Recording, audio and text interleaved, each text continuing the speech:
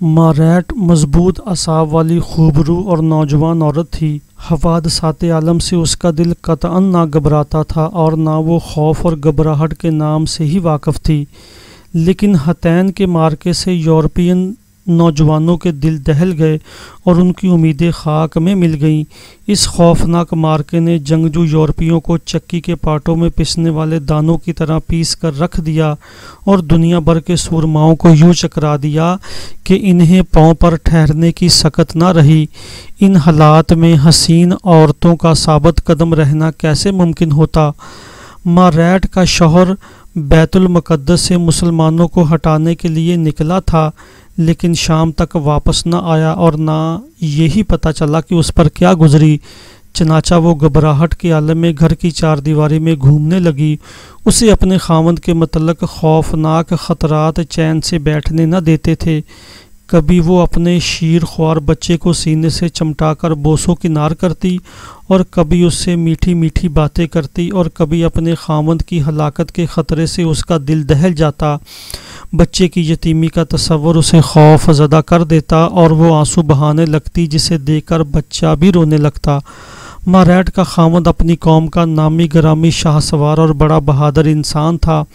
اس کے سامنے اطالویوں، انگریزوں، جرمنوں کی نہایت خوبصورت دوشیزائیں موجود تھیں، لیکن وہ سب کی سب بیت المقدس کی اس عورت کے مقابلے میں ہیج تھیں جس کا حسن و جمال چاند کو شرما رہا تھا۔ جب دونوں کی آنکھیں ایک دوسرے سے چار ہوئیں تو دونوں ہی ایک دوسرے کے دل میں اتر گئے اور رشتہ ازدواج میں منسلک ہو گئے۔ پھر جنت نظیر گھر میں ہنسی خوشی رہنے لگے۔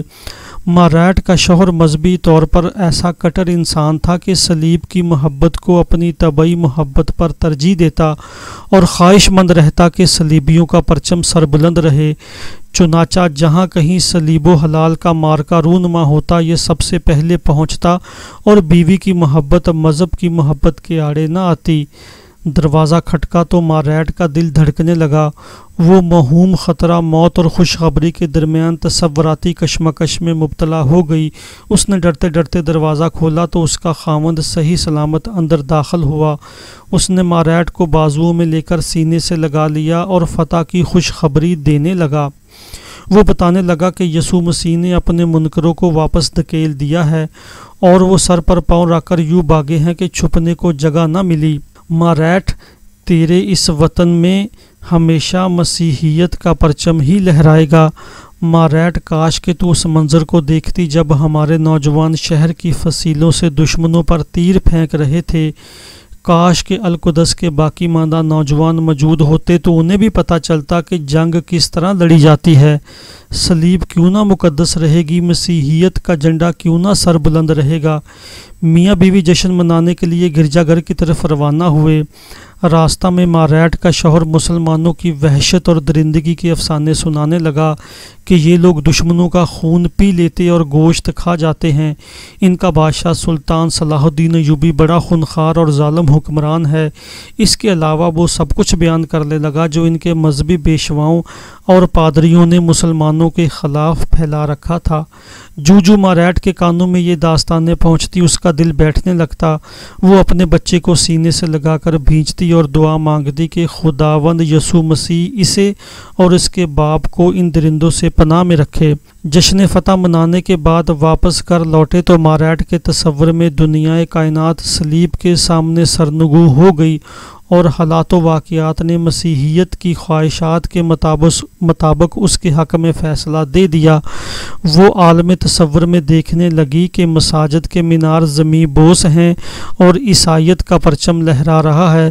وہ سمجھنے لگی کہ آج کے بعد کسی مسجد کے مینار سے اذان کی آواز نہ سنی جا سکے گی اور اب میرا خاوند صلیبی افواج کا اعلیٰ کمانڈر بن جائے گا۔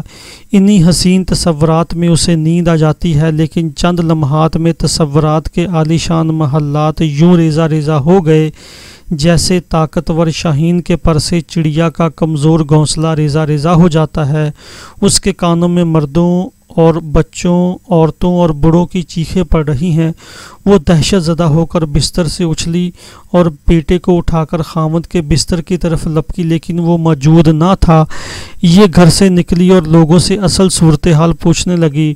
انہوں نے بتایا کہ صلاح الدین آیا ہے اور اس نے القدس کا چکر لگا کر جبل زیتون پر پڑاؤ ڈالا ہے اور شہر پر اتنا زوردار حملہ کیا ہے کہ سیسا پلائی ہوئی فصیل کی بنیادیں ہل گئیں اور اس کی افواج کائرہ نے توپوں اور منجنیقوں سے یوں گولہ باری کی ہے کہ گویا آگ کا لاوا اوپر سے نیچے کی طرف آ رہا ہے۔ یوں محسوس ہوتا ہے کہ شیاطین بھی اس کے ساتھ حملہ میں شریک ہیں۔ ماریٹ پر اعتماد تھی کہ ہمارا دفاع مضبوط ہے، 60,000 جنگجو جوان اس شہر کی حفاظت پر معمول ہیں، یہ ملک مکمل صدی سے ہمارے کنٹرول میں ہے، ہماری افواج کی قیادت سینٹ پال کر رہا ہے جو مذہبی جوش و خروش سے دشمن کے سامنے نبرد آزما ہے، لیکن صورتحال مایوس کن ہو گئی اور دل خوف سے دہلنے لگا۔ ہر خبر پہلی سے بھی خطرناک معلوم ہوتی اور اطلاع ملتی کہ دفاع کے حصار منہدم ہوتے جا رہے ہیں۔ کچھ وقت گزرنے کے بعد اطلاع ملی کہ القدس کے در و دیوار پر سفید پرچم لہرا رہے ہیں اور صلیبیوں نے مسلمان سپہ سالار کے سامنے سر عطات خم کر دیا ہے اور مسلمانوں سے معاہدہ کر لیا ہے کہ ان میں جو کوئی یہاں رہنا چاہے اسے سلطان صلاح الدین کا محکوم بن کر رہنا ہوگا، اسے مسلمانوں کے مساوی حقوق حاصل ہوں گے اور جو کوئی جانا چاہتا ہے وہ معاہدے کے مطابق دینار دے کر نکل سکتا ہے۔ چنانچہ جو لوگ القدس سے جانا چاہتے تھے وہ مردوں، عورتوں اور بچوں کی طرف سے 10 5 اور 2 دینار ادا کر کے جانے لگے، لیکن ماریٹ اپنے بچے کو سینے سے لگا کر خامد کی تلاش میں نکل پڑی۔ رات کا اندھیرا چھا چکا تھا، یہ شہر کی فصیل کے ارد گرد گھومنے لگی۔ اسے اسلامی افواج اس شان سے داخل ہوتی نظر آئی کہ روشن قندیلیں ان کے ہاتھوں میں تھیں اور وہ فتح کا طبل بجا رہے تھے۔ یہ اپنے بچے کو لے کر میدان جنگ میں چلی گئی جہاں صلیبی پرچموں میں لپٹی لاشوں کے ڈھیر لگے ہوئے تھے۔ یہ گلی سڑی لاشوں اور ان کے بکھرے ہوئے اعضاء سے دہشت زدہ ہو کر واپس جانا چاہتی تھی کہ خاوند کی محبت غالب آ گئی اور یہ آگے بڑھ کر اسے تلاش کرنے لگی۔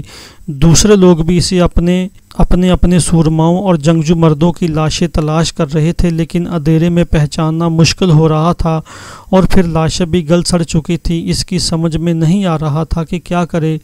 یسوع اور کنواری مریم کے منکروں کی فتح کوئی کم درجہ کی مصیبت نہ تھی جس نے صلیبی حکومت کے قیام و دوام کے خواب چکنا چور کر دیے تھے، اور اس پر خامد کی گمشدگی دوہرا عذاب بن گئی۔ اسے مختلف قسم کے وسوسوں نے گھیر لیا۔ وہ سوچنے لگی کہ پتہ نہیں اس کے خوبصورت بدن کے ساتھ کیا گزری اور اس کے ستاروں کی طرح چمکنے والے دانتوں کا کیا بنا۔ وہ کون سا آسمان ہے جو اسے سایہ کیے ہوئے ہے اور کون سی وہ زمین ہے جو اسے سموئے ہوئے ہے۔ جو یاد کرتی اس کا دل پسی جاتا اور وہ آنکھیں بند کر کے تصورات کی آگ پر آنسوؤں کے قطرے بہا دیتی۔ غم کی وجہ سے اس کا دل پگھل رہا تھا اور جو چیز بے حد پریشان کر رہی تھی وہ یہ کہ اس مصیبت میں کوئی دلاسا دینے والا نہیں مل رہا تھا جو اس پر نظر شفقت ڈالے، کیونکہ اس رات ہر ایک اپنے اپنے غم میں ڈوبا ہوا تھا اور نفسا نفسی کا عالم طاری تھا۔ وہ سوچنے لگی کہ 100 سالہ صلیبی اقتدار کس طرح سمندر کی جاگ ثابت ہوا جو آنن فانن ختم ہو گیا، اور وہ مارکا جس کی افتتاح فتح و کامرانی اور محبت و وصال سے شروع ہوئی تھی کیونکر نامردی اور شکست میں بدل گئی۔